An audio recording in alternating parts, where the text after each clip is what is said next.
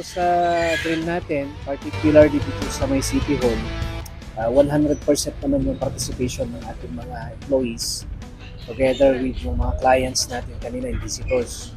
So, na-observe natin, na-witness naman natin na mabilis yung evacuation natin. Yeah. And then, sinunod naman nila yung route nila. Our designated evacuation area now is the City Hall Park. In place naman yung ating incident command system. May incident commander together with his staff. So it took around 10 minutes to complete evacuation to head count. So all accounted, and then the incident commander declared na all accounted.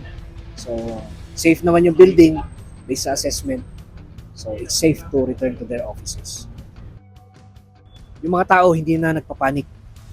Meaning, embedded na sa kanilang isipan na kung may lindol, ito na yung gagawin ko. Instead na magpanik ako, sisigaw o tatalon sa bintana, hindi na. Yan. So, naging aware na sila na, may lindol, dito ako pupunta, lalabas ako. Susunod ako sa mga instructions ng mga safety personnel.